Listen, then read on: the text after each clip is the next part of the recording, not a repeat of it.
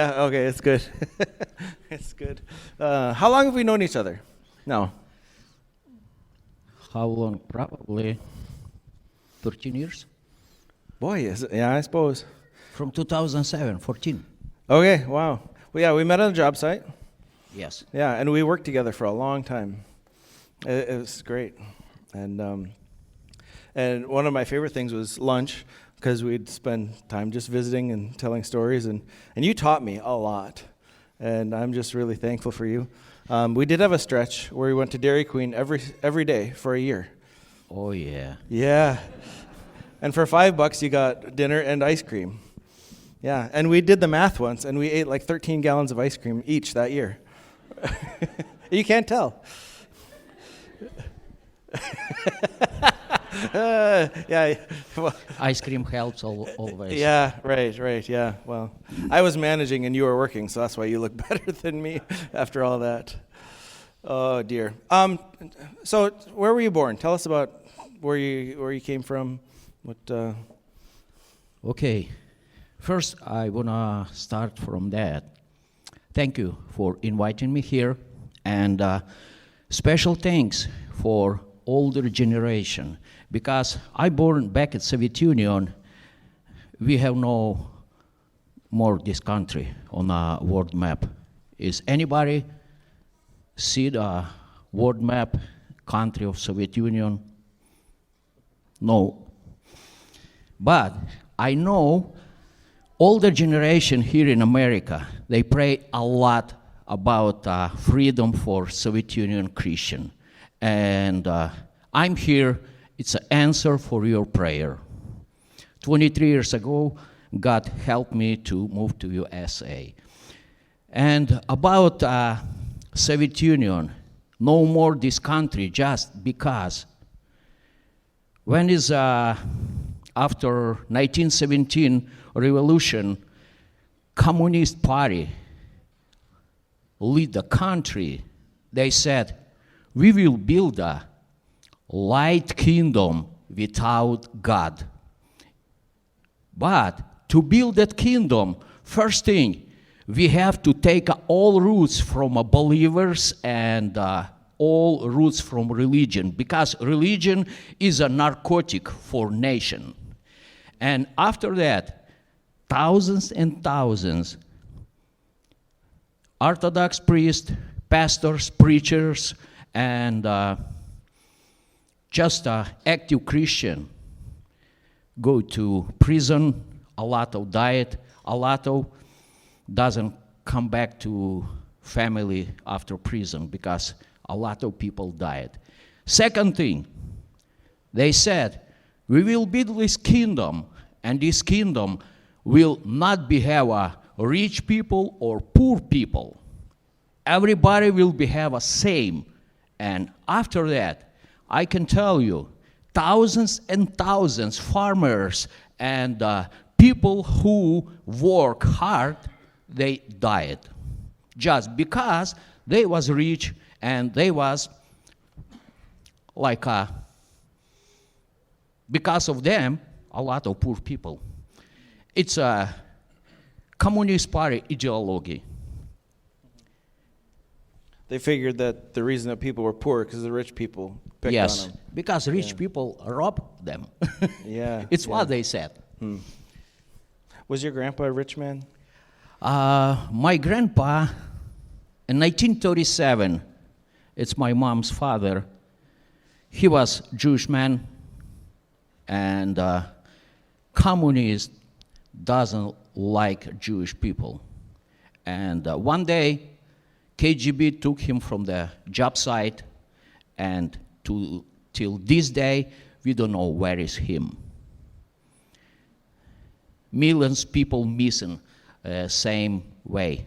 Just the KGB took them, killed them, and nobody know where is them.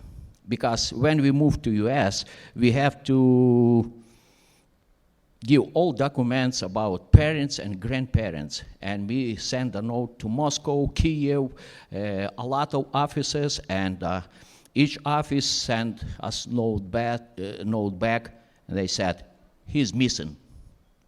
know any information about him. Just disappeared. Yeah. Wow. Huh. Tell us about the house you grew up in. What was your house like that you grew up in? Your house, your mom's house, dad's house.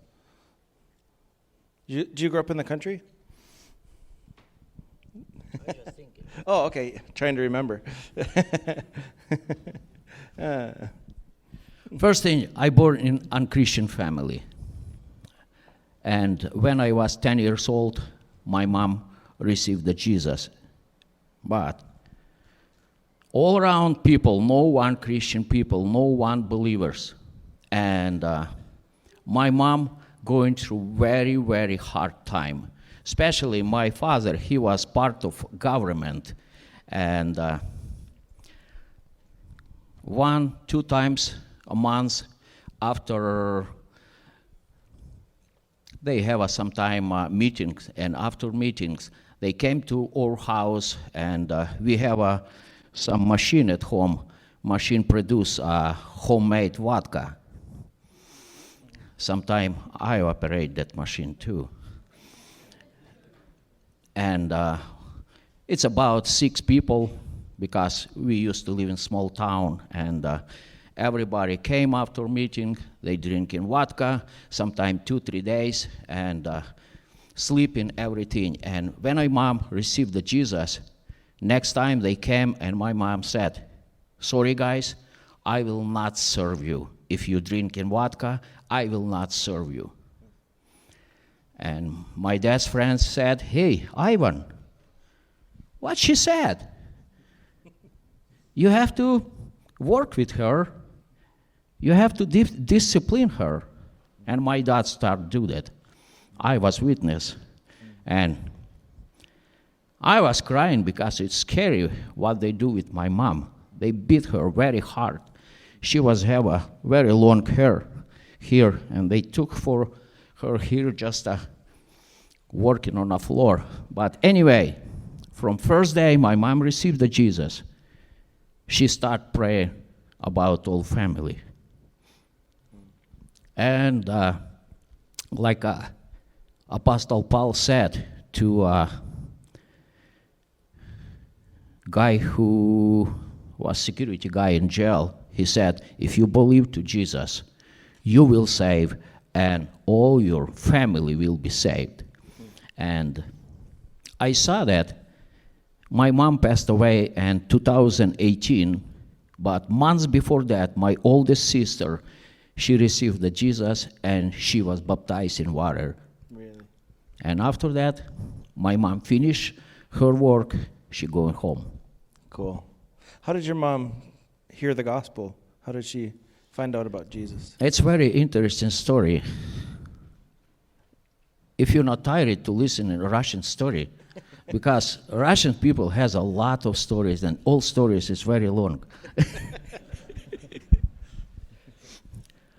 You know, we was have a small, probably 1 acre land on a backyard of our house, and we produce a potato and everything on our own yard. Because we used to live, it's a community farm, and the government owned everything except a small piece of land you have, and you produce your own stuff.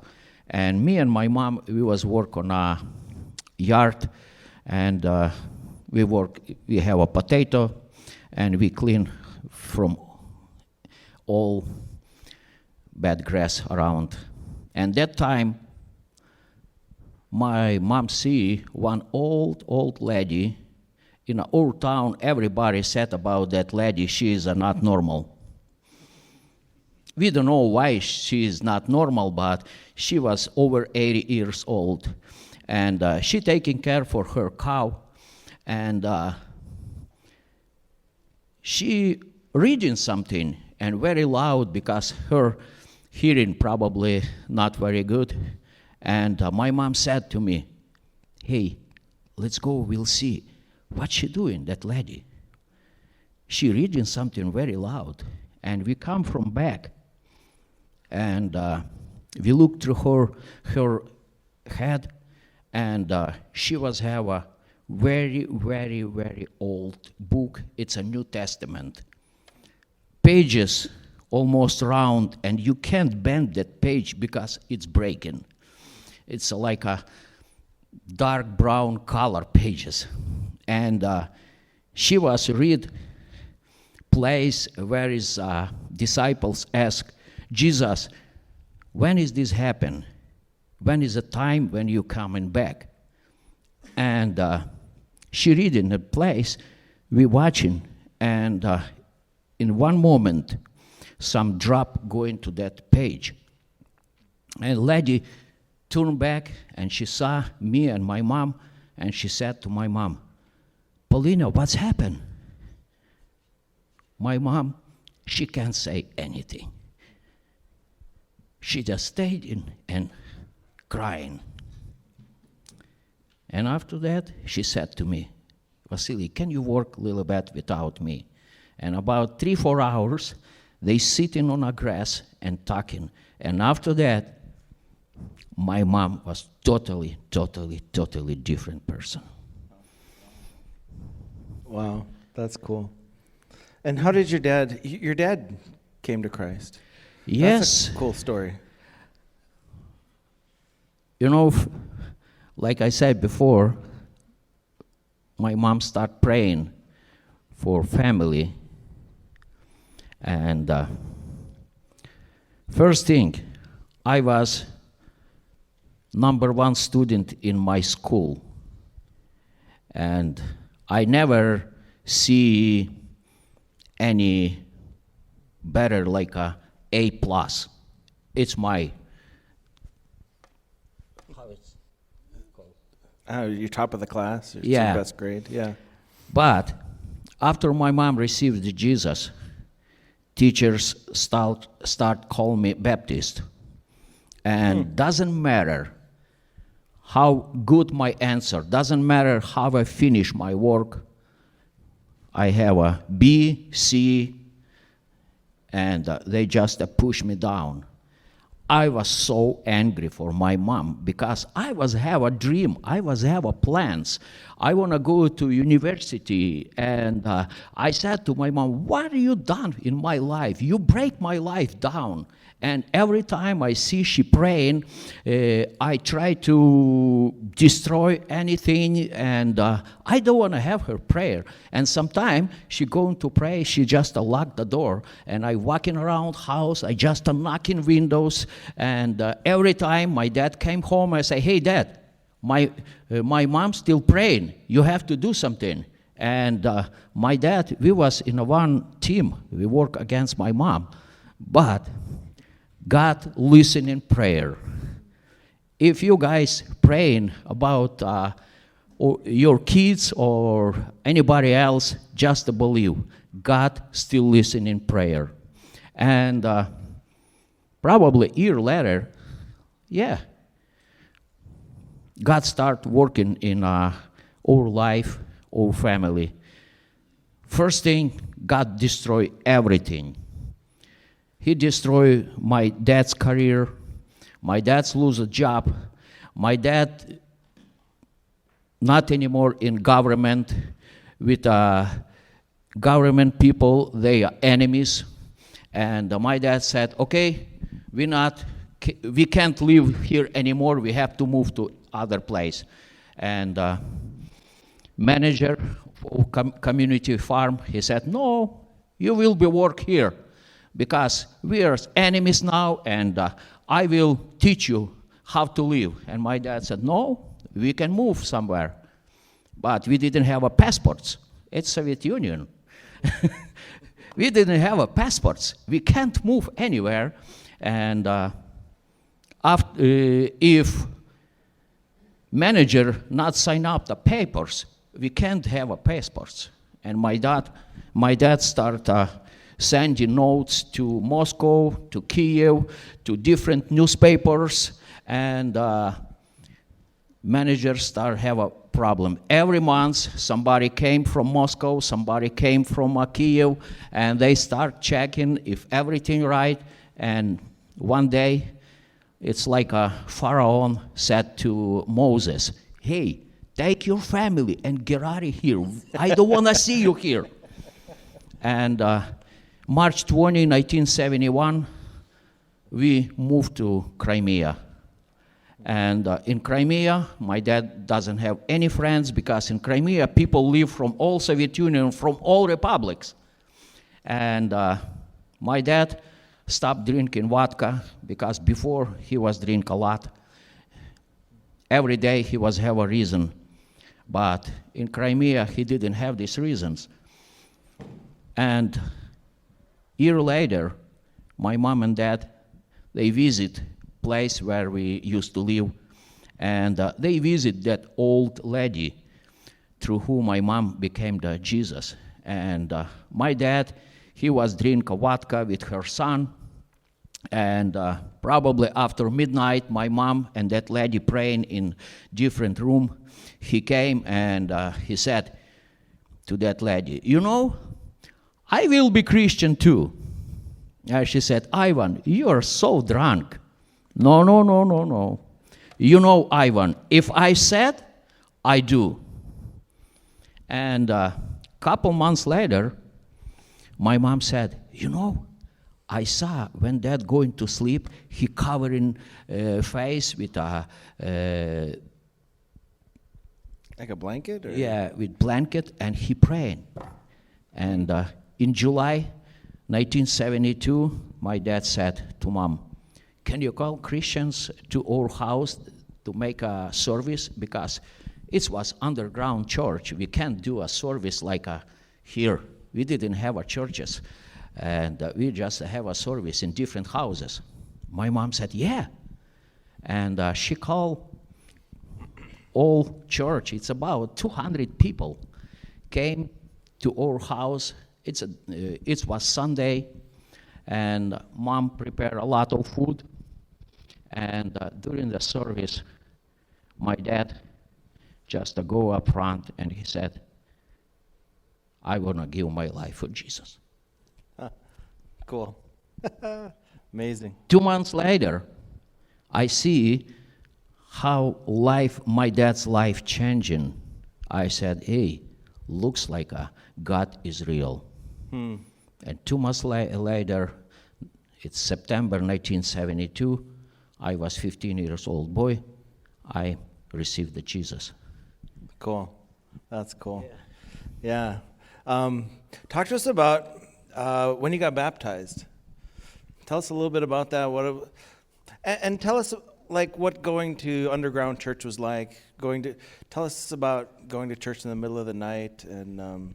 Yeah, when I received the Jesus, that time it's very hard time for church in Soviet Union, and especially different places, just about government, different places, some place a little bit better, some place it's very hard persecution. In our place, it was very hard persecution, and we was have a service that time about 2 a.m., 3 a.m., 1 hour. All windows in a house, when we have a service, we cover it with pillows. And every house, because it's a single homes, we have a dogs outside. We have to cover dog, and in dog house, because if dog barking, neighbors can hear somebody coming. And we just came sitting on the floor, praying, somebody a little bit, reading the Word of God. We didn't sing that time because we can't. We do very, very quiet. And after that, 1 hour service, we running home, 1-2 people together, not more. We can't use a bicycle, we can't use any motorcycle, anything, we just walking. And I used to live in a little bit, probably 4 miles. And every time I run on a highway, during the night, it's not much cars on a highway, I just running and I singing, and God helps me. Huh. And you would get home at like 4 a.m, and then what time do you have to be up to work? Yeah, at 6 a.m. I have to wake up, and sometimes Mom spent half hour to wake me up after that because I used to work on a factory, and 7 kilometers I have to run on a bicycle. But Anyway, no one night I miss. It was first love. Yeah, yeah. Why did you go to church when it was dangerous and risky and really inconvenient? Like, why would you go? Like, you could get arrested. You know, if you receive the Jesus, real Jesus, not religion, and you have a encounter with Jesus, nobody and nothing will stop. Like Apostle Paul said, who can divide us from Jesus?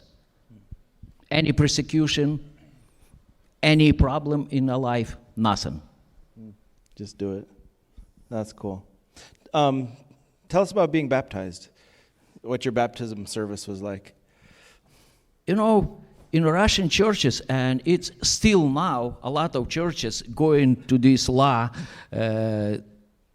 we can baptize people not only the 16 or 18 years old, and before that, we have to couple years do a classes, preparing everything, and especially like back at Soviet Union, every man 18 years and older, they called to Soviet Union Army.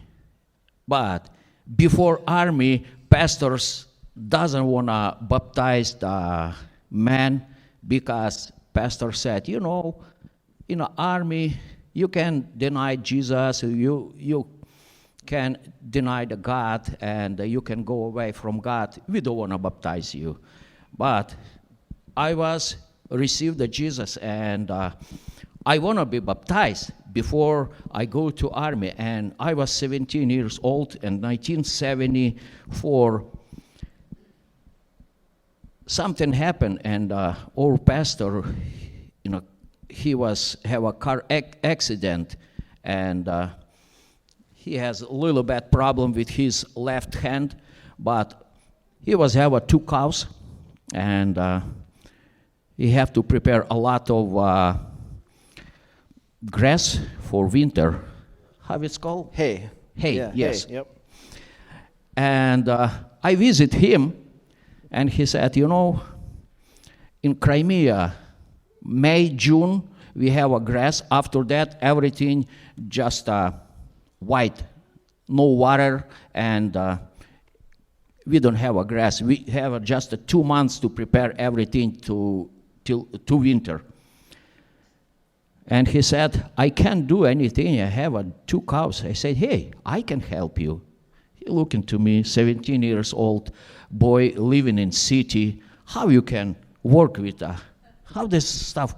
A pitchfork or a cutter, Yeah. grass cutter, Yeah. saw, yeah.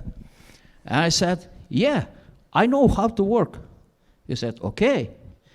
And in 2 weeks, his older son and me, we prepare for all winter. We prepare a lot of hay. And every time, you know, we start working at 5 a.m. It's good time because days very hot, and every night I sleep in their house, and every night I start before prayer. Said, hey, I still planning to have a water baptism. He doesn't say anything, but when his work done, I said, hey, pastor, can you baptize me? Because I want to have a water baptism. You know, after that, he can't say no. And I was baptized before I go to Soviet Union Army. And that was kind of a secretive affair, right? Yes. Yeah, yeah. I mean, you had lookouts kind of watching for KGB. My mom, she was baptized at 3 a.m. at night. I was baptized about 5 p.m., but we have 3 people, and pastor and couple more people, just like a security people. One stand on the other side, that side, and looking nobody coming, and it's a big bushes, water, and we go to bushes. Pastor baptized. We going back, change the clothes. and going home. That's awesome. Now, you did 2 years in the Army, right? Yes. And so now, did you paint grass in the Army? Yeah. Can you tell us about that? It's a great story. I don't know where you start it, but You know, like a communism and socialism, it's a funny things. They do sometime crazy stuff. Like in Soviet Union Army, once in a while we have a older, like a higher people coming to check group of soldiers, how they living and everything, and the officers, they try to do everything best. But in summertime, we have like a grass around the place where we live in, and some flowers, and everything is dry. And before these guys come in to check, we sometimes take a sprayer with green paint and just a spray in grass. It looks nice, like a real grass. yeah. That time we didn't have a plastic grass like now we can buy. Sure. And Yeah, right. but it's 1975, 1977, 2 years I was in Army. Yeah. Now, they knew you were a Christian in the Army. Yes. And they assigned you to a special division, right? Oh yeah. I think you told me once they put you with the people whose eyes go like this. Yeah. You know, Soviet Union Army, like any army, they have a different kind of like a Marines, the Air Force, and different kind of service. And they check me with all like medical, everything. I was in best shape, but like Naaman, he is a Naaman. good boy, but he has a lepra. Okay, leper. Yeah. Yeah. They treated I you like was a leper. very good man, but I was Christian, Baptist. Yeah. And they tried to work with me in a like an office where they preparing young people to the army, and they can't do anything. And my folder, each guy has a folder and characteristic, all his information in that folder. And when I have my folder, when I go to army, first page on a folder with a red pencil, Baptist. Next page, Baptist. Next page, prayer for God. And all pages like that. And when I came to army, they saw that and they called me, hey, what's going on with you? I said, yeah, I believe in God. No way. Nobody now believe in God.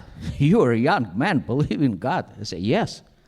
And they start work with me to make me like a communist, but it's not working. Yeah. Wow. Now, did you get your shiny teeth around then? This one? Yeah. Tell us about that.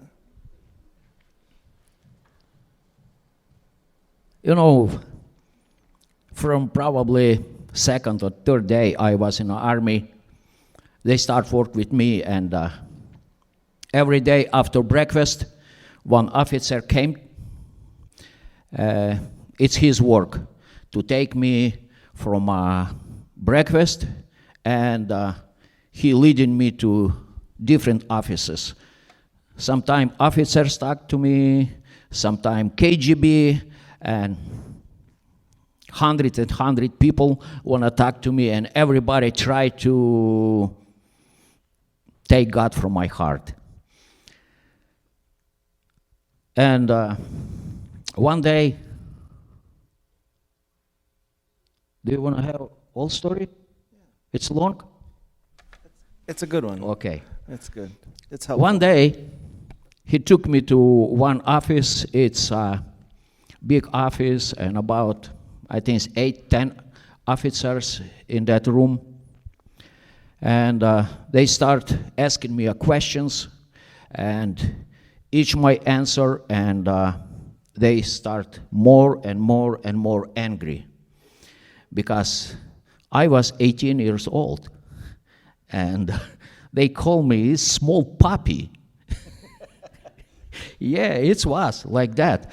But every my answer, they start more angry and more angry. And in 1 minute, one guy, he just jumped from his seat, and he was have a gun here, and he tried to take a gun, but all his body shaking, looks like he is a demon possessed.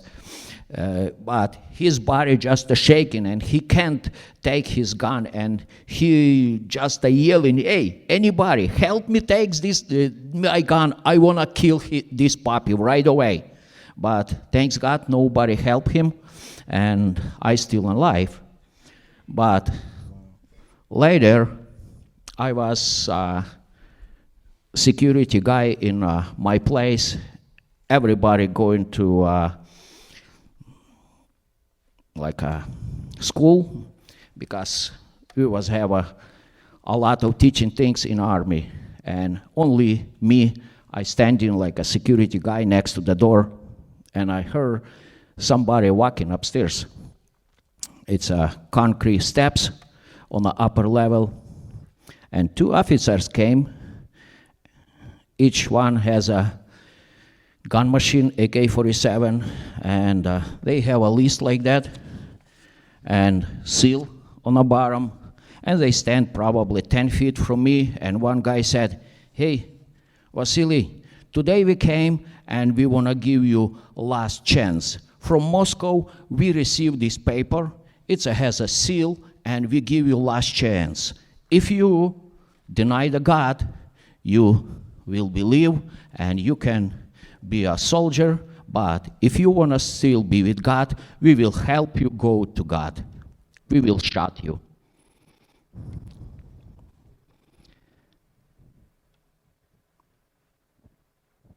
Somebody can say, "Oh, I'm not afraid." No, I was afraid. I was 18 years old. My beautiful girl, she is here.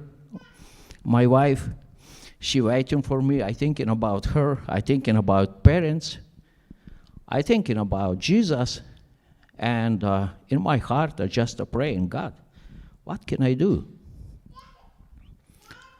And I don't know. I didn't think about that, but I turned to these guys and I said, "Tell me what corner I can stand. It's better to you to shot me." In probably 10 seconds, older guy, he just spill on a side. He said, "You are a stupid boy." And they turn and going away. But later, probably 1 week later, I sleep at night. It's about 2 a.m. And one sergeant came to me. He just wake me up. He said, "Let's go. We want to talk to you." It's happened anytime during the 24 hours. They can talk to you at night, at morning, during the day. And he took me to one room. It's no light. He closed the door, and totally dark. I just see a few sparks from cigarettes and a lot of smoke inside in the room. And one guy, I don't know how many people was in that room. I don't know who was in that room because it's very dark. And one guy asking question, "Are you still with God, or you want to say no to God?" I said, "Yes, I still with God." It's my answer, and I don't remember anything else, because something bad just beat me to my face, and I don't know, probably 15, 20 minutes I was unconscious. I wake up, I was in toilet, blood around, but thanks God, I still alive. Still alive. Amazing. And he kept you. He kept you through it. Yeah. Wow. You know, guys, everything I talk in here, it's not just to send a fear for somebody. I just want to say, God never give to anybody more that we can handle. Always God give his help. Always. Through all my life, too many times I was in KGB offices. Too many times I was have a persecution, and I know no one time I don't see that God just leave me alone. No one time. Every time God helping. Every time. And especially young people, believe God always with you, anywhere you are. Don't be afraid. Yeah. Yeah. Amen. Speaking of not being afraid, you became a truck driver. And so you driven big trucks up in Siberia. Tell us how many tires you'd change on a trip up to Siberia and back. Semi-truck tires on the side of the road.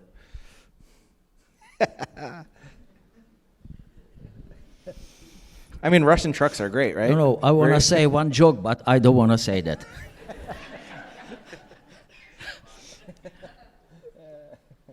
But especially like back in Soviet Union, we was have a map but no roads. On a map we have a road, but originally no roads. It's true. The map says there's a road, but there's Yes. no road there. Yeah. I told you a story. I tried to short my road on a semi-truck, and I look in map. Map is about 15 years old, and I know road is over there, but I drove to one city and no any signs to another city, and I asked one driver, I said, hey, I look in a road to that city. He said, there's no road to that city. I said, come on, here is a map, 15 years old map, and here is a road, highway. He said, yeah, 15 years ago, people take this money, and this money now in a pockets, but no road. I said, what can I do? It's a 400 miles. What can I do? He said, you know, last 3 days we have no rain, and I think you can drive. And 3 semi-trucks, we driving 400 miles, we spent 2 days. Wow. We make a road shorter.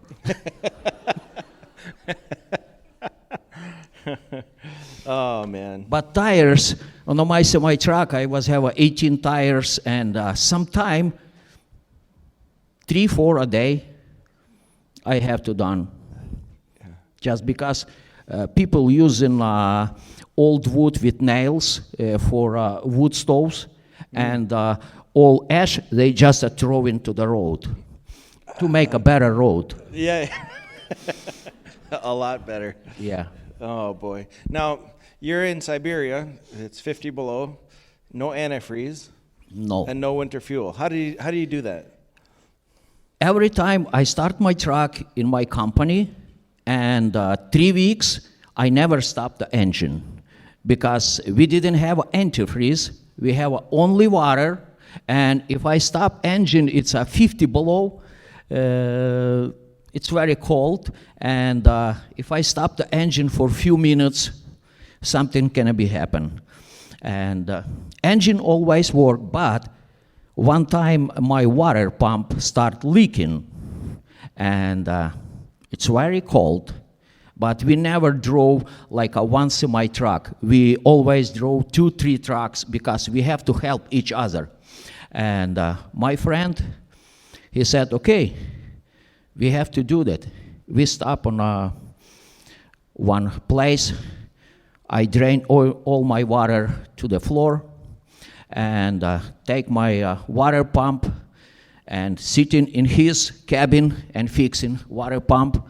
When I fix water pump, we install back but we need the water now. It's very cold, and we start draining from his truck. We start draining hot water and put to my truck, and cold water we put to his truck again. And his truck working on a high RPMs, warming the water. Yeah, we spent probably 3-4 hours, but You got it. we fix it. You got it. Oh, man. 1986, Chernobyl blows up, right? Yeah, 1986. It was 35 years ago. And when did you make your first run through there? Because you hauled stuff. I think 5 weeks later, I 5 made the weeks. first trip to Chernobyl. Wow.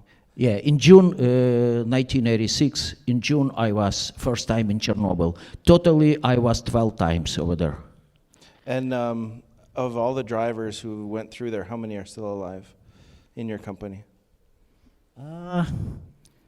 Especially, I have 5 kids after Chernobyl.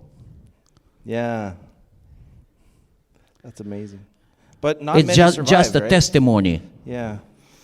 Chernobyl doesn't affect me. But from my company, we was have about 1,200 trucks, and till now, probably few drivers still in life. I'm one from them. Yeah. Now, you went through there once and hungry. A little bit hungry. Now tell us what carrots look like in Chernobyl after nuclear meltdown. Everything in Chernobyl looks amazing because after radiation, everything growing very fast. Like how big and, are the carrots that you found there? Carrots, Luda, how big carrots I care home? Yeah. Yeah, Strawberries? it's about under 2 feet and probably 4 or 5 inches in diameter. And what color? Very sweet. I never tried carrots before and after. And strawberries?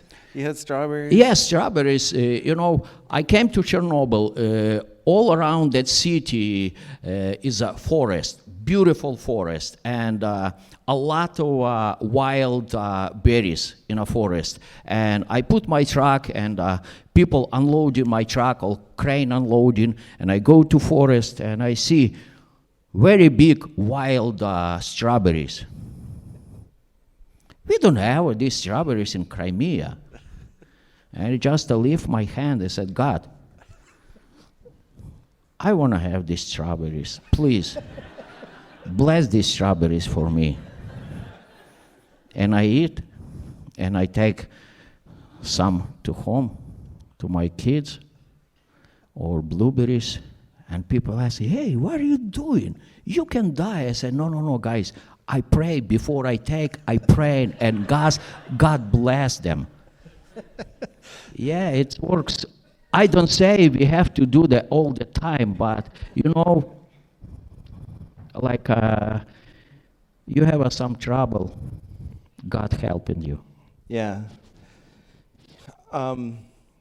You were poor, right? You didn't have a lot of money, to care for it. Talk to us about some of the times that God fed you and your family. You had 11 kids in the Soviet Union. In fact, you said once you worked 3 years without getting paid.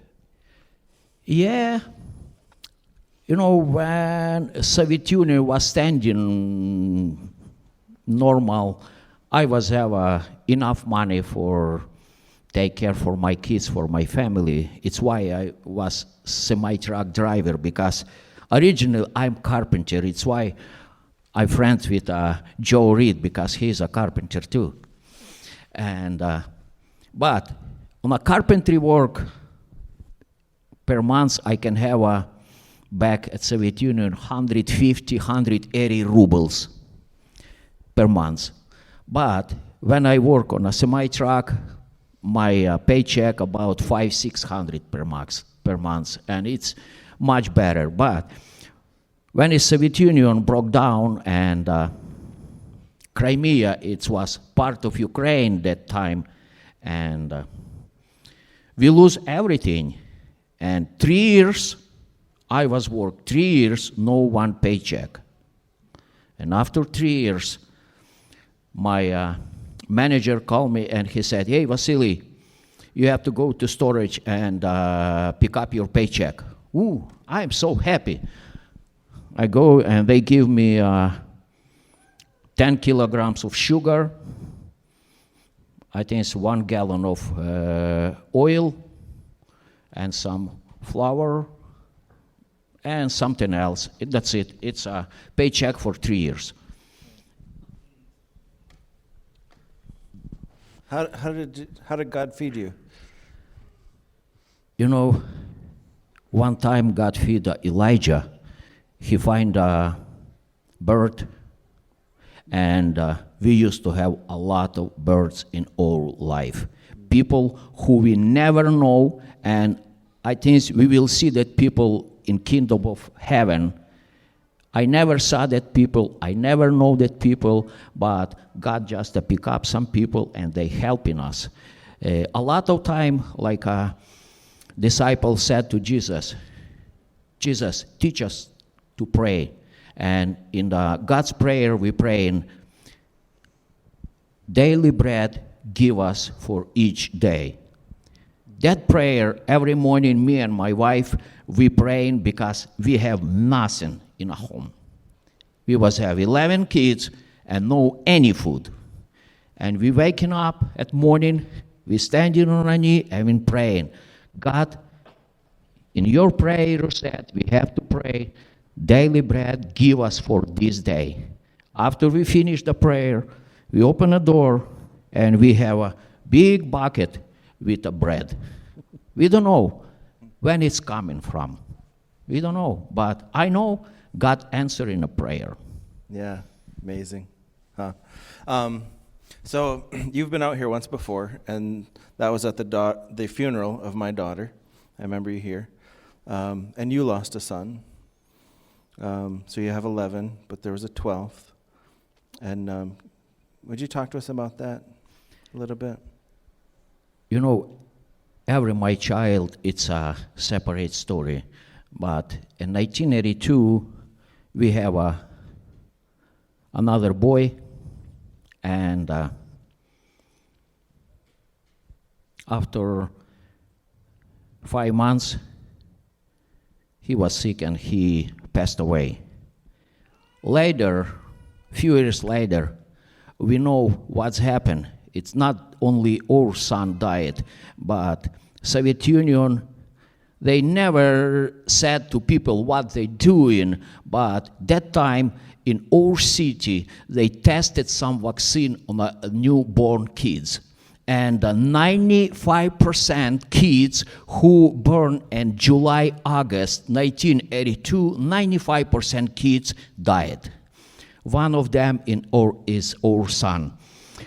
But after funeral, few days after funeral, my father-in-law came to me, and I talked with my father-in-law on my driveway. And that time, I see a black car with tinted windows came and parked next to my driveway. And 4 guys comes to me. One, I know he is city mayor, and another guy, he's a higher guy in a county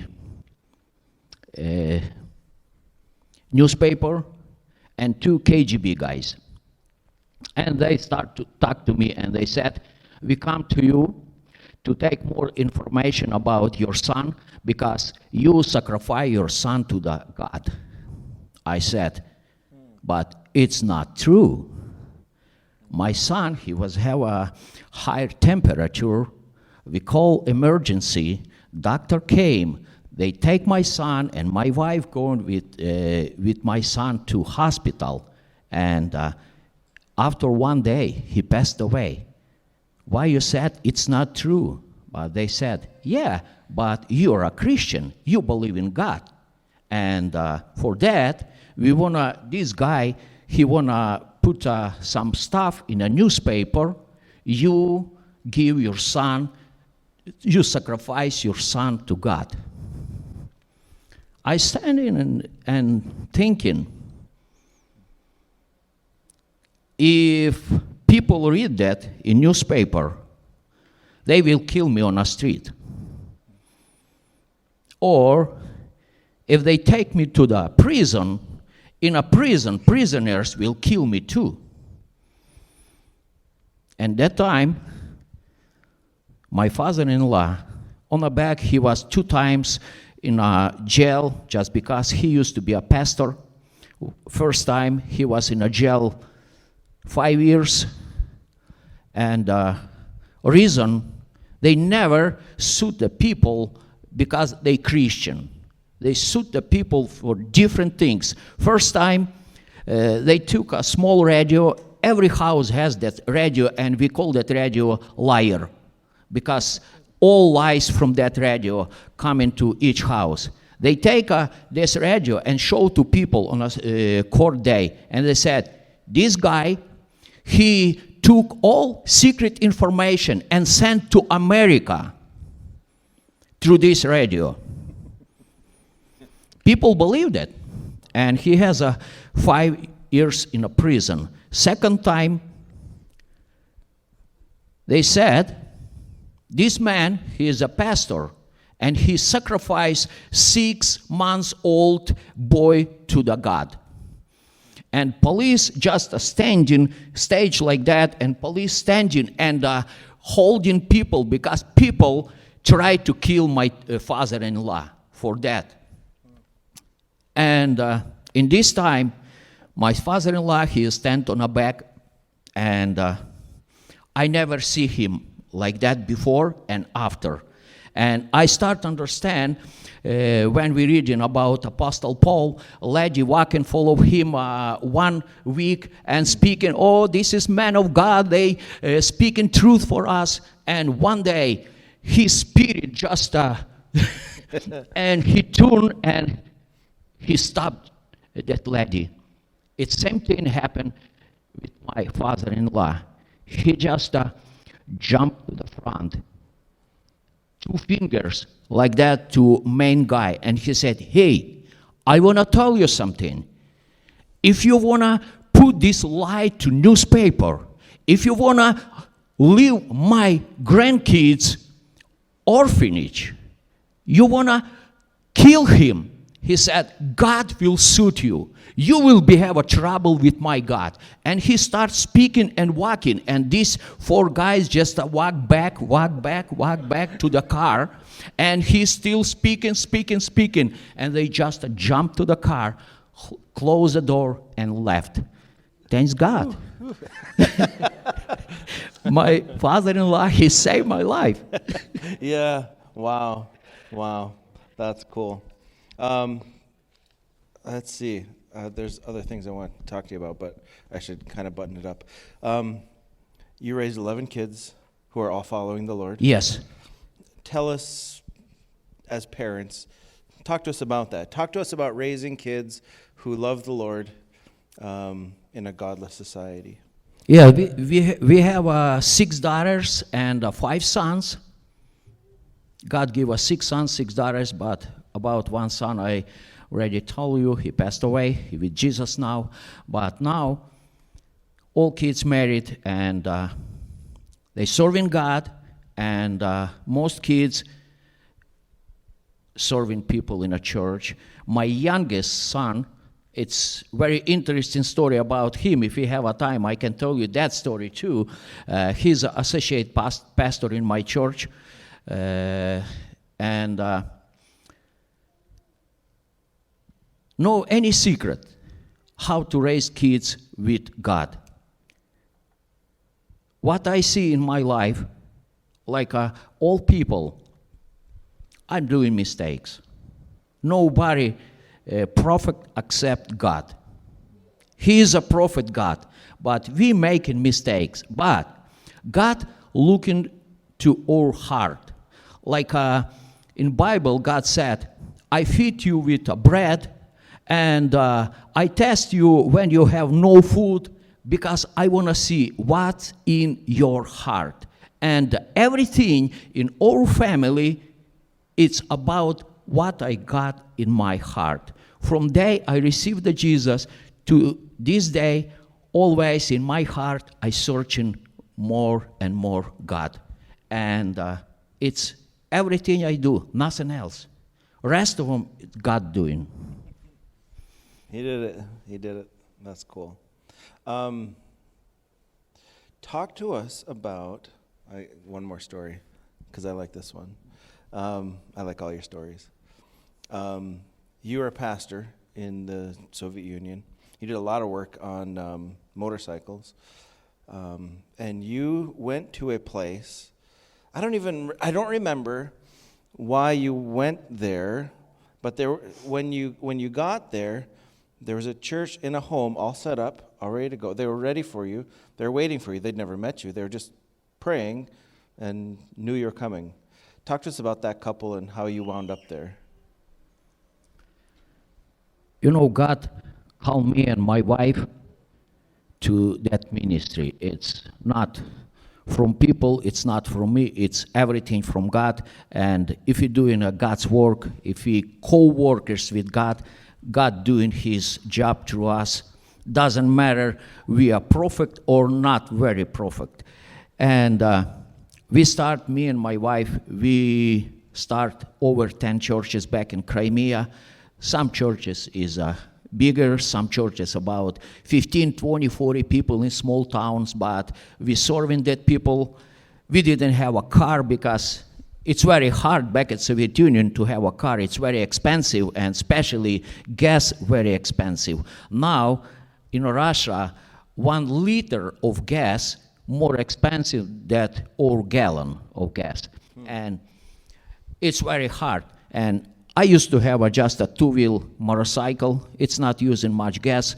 And sometimes 3-4 people we sitting on that motorcycle, and we going from town to serve the people. Sometimes if we have a more youth, I build a small handmade trailer, and I put some cushions to the trailer. 5, 6 kids, young kids in a trailer, 3, 4 on a motorcycle, and we're just going to evangelize the people. And in my main church, it's about 300 people that time, and I leave my work. I never have a pay from the church, never. God bless in my business, and I never, it's normal, it's godly if people working for serving people and have a paycheck. It's normal thing. It's a Bible said about that. But it's my point. God bless in my business, and I never have money from the church. But that time I was very busy. Every day we have some service, and sometime I do carpentry work at my garage. I build furniture, doors, windows, and ceiling for people, and we have enough money for family. And one lady came. She is from another city. It's about 1 hour on a train. And she came to me and she said, "Hey, Pastor Vasiliy, did you think about that? Can you start a service in our city? We have no church in our city." And her name is Maria. I said, "Hey, Maria, I have no any reserved time, but I want to say you something. Let's pray about that. I know God has a lot of reserves." And we start praying. And about 3 months later, God spoke to in my heart. He said, "Son, I want to send you over there." I take my wife, and we take an address from that sister, and we came to that city.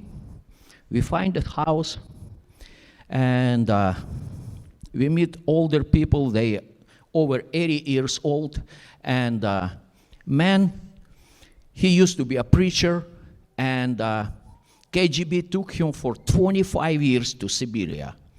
10 years he was in a jail, and 15 years he can't move back. He just living in one city. He can't go out of that city, but he not in a prison, but like a prison.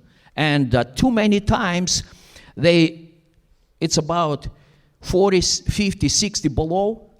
They took him out, take all clothes out. They rope him to the tree in Siberia, put couple buckets of water over him, and they said, or you died, or you denied Christ. You have a choice. And he said, that happened too many times, and he said, I never have a cough, I never have a fever, I never have anything. God just protect him and help him. And when he back from Siberia, he start praying with his wife, God, we want to have a church in our house. And they praying too many years. I didn't know about that. And they prepare very big room. They prepare everything in that room. They have a small table, Bible on a table, beautiful cover. They have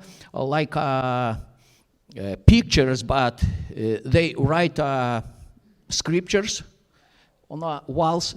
They have big seats, and his wife, she making covers for the seats. It's a handmade covers. Everything preparing, and when they show us this room, it's amazing how faith people has. They praying and they preparing everything to God. And when we start, first time we just praying, and we left, and we said, okay, every Friday and every Sunday we will do a service here. In 10 months we baptize in water over 120 people. It's not just of us. It's about their prayer. God answer their prayer. We're nothing. We just do what God let us do. But it's amazing how people, older people, how faith they have. Yeah, cool. When it was illegal to be a Christian, because you went to church, you always went to church, and sometimes you'd find yourself in a different town. How do you find Christians when Christianity is illegal? How do you find other Christians? You know, one pastor, he was have one joke. He said, you know, guys, how good to be a Christian and how bad to be a communist. He said, if you're communist, you came to some new city, you go to hotel, no place in hotel, and you start asking on the street, do you know where is the communist people living here? And somebody say, yeah, in this house. And you knock the door and said, hey, I'm a communist. Can you let me sleep in your house? They kick you out. But he said, when you're a Christian, you just asking people, do you know any Christian in this city? And they say, yeah, over there, Christian living. And you knock the door, and you said, praise God. Oh, come on, brother, sister, come on. It's what's happened. A lot of time I driving across the Soviet Union in some city, I spend in few days, and I want to meet some Christian people. I want to pray with somebody.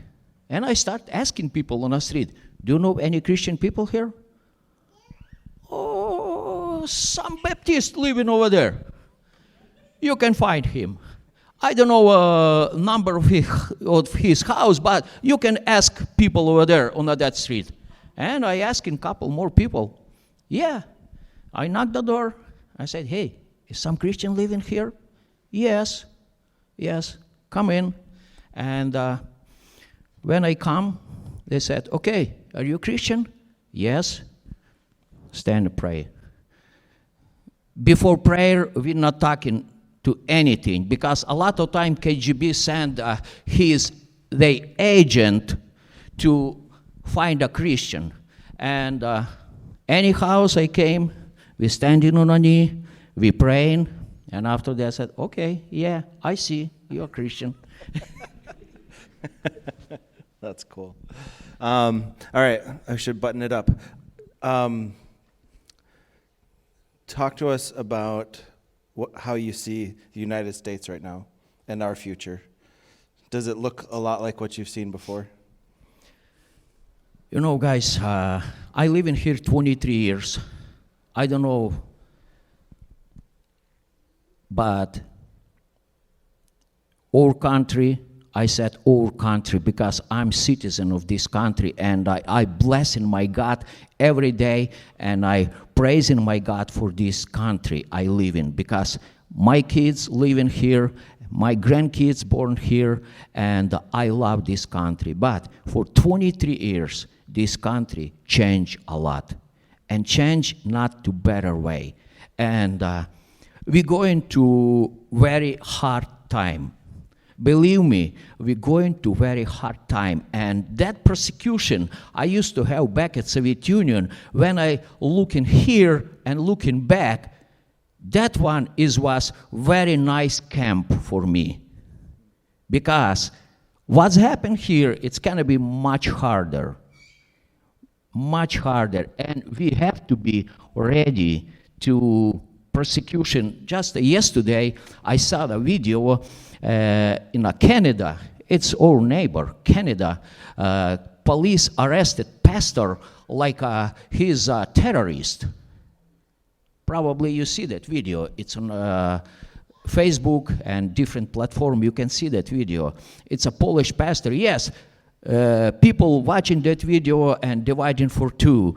One said, oh, he's a very aggressive pastor.